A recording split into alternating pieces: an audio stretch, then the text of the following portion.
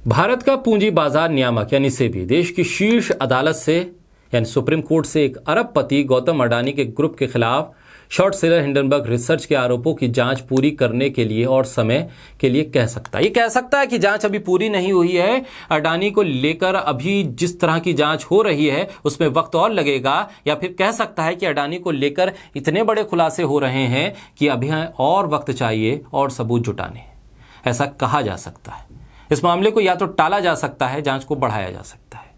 Business standard ने कुछ लोगों के हवाले से ये खबर छापी है और बताया है कि सेबी किस तरह से गौतम अडानी के मामले को लेकर सुप्रीम कोर्ट पहुंचने वाला है कि आरोपों की जांच में अभी और वक्त लगेगा, समय और दे दीजिए। जो वक्त दिया है तय समय में यह काम पूरा नहीं हो पा रहा है। 2 मई को सुप्रीम कोर्ट ने एक स्टेटस रिपोर्ट दाखिल करनी थी, वहीं सेबी ने मामले पर सवाल का कोई जवाब नहीं दिया है अब तक, और ये बताया भी नहीं है कि आखिर जांच किस स्थिति में पहुंची है। मामला सुप्रीम कोर्ट दोबारा पहुंचेगा, क्योंकि सुप्रीम कोर्ट जब कहेगा कि सेबी बताए कि आखिर जांच में निकला क्या, क्योंकि विपक्ष को खामोश किया जा रहा है और सेबी अभी बता नहीं रहा है कि जांच में कहां तक वो पहुंचे हैं, लिहाजा समय की और मांग की जा सकती है। बोलता हिंदुस्तान पर मैं हूं आपके साथ मिर्जा शाकिर अली बेग। भारतीय प्रतिभूति एवं विनियामक बोर्ड यानी सेबी को अडानी ग्रुप के खिलाफ अमेरिकी शॉर्ट सेलिंग फर्म हिंडनबर्ग के जरिए लगाए गए आरोपी की जांच पूरी करने के लिए अभी और वक्त चाहिए। इसके लिए वो सर्वोच्च न्यायालय में एक याचिका दायर कर सकता है। इस मामले को लेकर जो रिपोर्ट सामने आई है, जिसमें बताया गया है कि सर्वोच्च न्यायालय के जरिए जो समिति बनाई गई थी, इस मामले की स्थिति रिपोर्ट सौंपे जाने की समय सीमा 2 मई को खत्म हो रही है। ऐसे में अब तक रिपोर्ट तैयार नहीं है। सेबी की लीगल टीम रिपोर्ट जमा कराने की समय सीमा बढ़ाने की मांग को लेकर अदालत में एक याचिका दायर कर सकती है, क्योंकि अभी रिपोर्ट तैयार नहीं है। स्थिति रिपोर्ट सौंपे जाने की समय सीमा अगले कुछ दिनों में खत्म हो रही है। जांच में जो जटिलताएं हैं, जो रिपोर्टें हैं, जो सबूत है, उसका आकलन हो रहा है, मूल्यांकन हो रहा है, और सेबी को कुछ और वक्त इसमें लग सकता है। सेबी इस मामले में आगे की तरफ किस तरह से जांच जा रही है वो जरूर कोर्ट को बताएगी, और बताएगी कि कितना वक्त और लगेगा और इसके पीछे का तर्क क्या है कि इस वक्त क्यों चाहिए, वो भी कोर्ट को बताना पड़ेगा। सेबी बताएगी कोर्ट के भीतर कि आखिर उन्हें जांच के लिए वक्त और क्यों चाहिए। जनवरी में अडानी पर स्टॉक हेराफेरी और टैक्स हेवन देशों में कंपनियों में किस तरह से पैसा इधर से उधर किया गया वो आरोप लगे थे, लेकिन अडानी कहते रहे हम तो पाक साफ हैं, हिंडनबर्ग की रिपोर्ट देश पर हमला है। और विपक्ष जब पूछने लगा सरकार बताए तो सरकार ने कह दिया कि आप देशद्रोह कर रहे हैं, सरकार कुछ नहीं बताएगी, क्योंकि एक प्राइवेट एंटिटी का मामला है। लेकिन श्रीलंका के विदेश मंत्री आते हैं, अलग अलग देशों में जो अडानी का कारोबार है, वो तो ये कह रहे हैं कि हमने अडानी से कारोबार इसलिए किया कि हमें लगा कि अडानी ही इंडिया है, अडानी ही सरकार है। सुप्रीम कोर्ट में अडानी ग्रुप पर आरोपों को लेकर याचिकाएं थी। याचिकाओं में हिंडनबर्ग रिसर्च को साजिश करार देते हुए इसकी जांच अदालत की निगरानी में कराए जाने की मांग की गई थी। कहा गया था कि हिंडनबर्ग रिपोर्ट में जो कुछ खुलासे हैं वो देश के लिए बड़ा चौंकाने वाला है, इसकी जांच होनी चाहिए। अडानी को लेकर सुप्रीम कोर्ट में जब सुनवाई हुई थी तब सुप्रीम कोर्ट ने कहा था कि भारतीय निवेशकों का जो नुकसान हुआ है उस पर हमें चिंता है।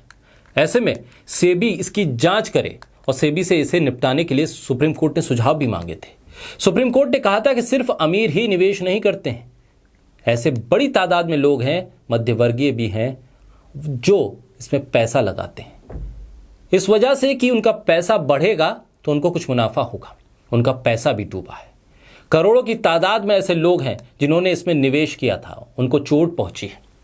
तब सेबी ने कहा था कि हम मार्केट के साथ किसी भी तरह का खिलवाड़ नहीं होने देंगे, बाजार को बनाकर रखेंगे, उसके स्ट्रक्चर से कोई भी छेड़छाड़ नहीं होने देंगे। सुप्रीम कोर्ट ने मामले की जांच में पहले से जुटी सेबी को मार्च में 2 महीने में जांच पूरी करने और रिपोर्ट दाखिल करने के लिए कहा था। कोर्ट ने एक 6 सदस्यीय कमेटी बनाई थी। कोर्ट ने सेबी को मामले से जुड़ी सारी जानकारी कमेटी को देने के निर्देश दिए थे। सर्वोच्च न्यायालय के पूर्व न्यायाधीश AM स्प्रे की अध्यक्षता वाली 6 सदस्यीय समिति इस हफ्ते की शुरुआत में सेबी के मुख्यालय भी पहुंची थी। अब सवाल इस बात को लेकर है कि सुप्रीम कोर्ट ने जिस अडानी के कारोबार में फ्रॉड के आरोपों पर जांच की जिम्मेदारी सेबी को दी थी, क्या सेबी 2 महीने में उस जांच को नहीं कर पाया? क्या माना जाए कि अडानी का फ्रॉड इतना बड़ा है और इतने पेश हैं उसके भीतर कि अब सेबी को भी समझ में नहीं आ रहा है कि ये फ्रॉड दरअसल शुरू कहां से हुआ है और खत्म कहां पर हो रहा है? या फिर अडानी के इस तमाम झोलझाल को अब छुपाने की कोशिश हो रही है? वक्त को टालने की कोशिश हो रही है, क्योंकि सवाल सेबी के सामने उसकी साख पर भी है। सवाल इस बात को लेकर भी है जो बार बार आरोप लगे कि अडानी के रिश्तेदार ही सेबी में हैं, तो फिर जांच कैसे होगी।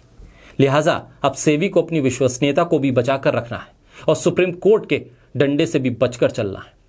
ऐसे में सेबी क्या वक्त के लिए अब जो गुहार लगाने वाला है उस पर सुप्रीम कोर्ट क्या कहता है, और फिर सेबी क्या वो तथ्य, वो तर्क देता है जिस पर सुप्रीम कोर्ट कहेगी कि ठीक है, हम आपको वक्त देते हैं। लेकिन अडानी का वो कारोबार जिसके जरिए लाखों करोड़ों रुपए लोगों के डूबे, उसका जिम्मेदार कौन है, और अडानी अब तक किस तरह से खुला घूम रहे हैं, और उनसे एक सवाल नहीं किया जा रहा। क्या सेबी ने अडानी को भी बुलाया और पूछा कि आपके इस कारोबार के झोलझाल के पीछे वजह क्या है, कौन है असली किरदार जिसके जरिए आप ये पूरा कारोबार कर रहे हैं। इस पूरे मामले पर सरकार की खामोशी, सरकार की चुप्पी क्या सेबी की इस रिपोर्ट का इंतजार कर रही है? क्या इस रिपोर्ट के आने के बाद सरकार भी बोलेगी? क्या इस रिपोर्ट में ऐसा कुछ है कि सरकार उस जवाब को दे पाएगी जैसा वो चाहती है, या फिर सुप्रीम कोर्ट में अडानी को लेकर और नए खुलासे होंगे, और फिर अडानी को लेकर कोर्ट जब फैसला सुनाएगा तो फिर विपक्ष भी कहेगा कि देखिए कि सरकार मान नहीं रही थी और अडानी का कारोबार लाखों करोड़ों का झोलझाल कर रहा था। कई पेच हैं और कई सवाल हैं। सवालों के जवाब अब उस रिपोर्ट के बाद ही मिल पाएंगे जो सेबी सुप्रीम कोर्ट में देगी, लेकिन अभी रिपोर्ट तैयार नहीं है। रिपोर्ट में पेच हैं और वक्त मांगा जाएगा सेबी की तरफ से।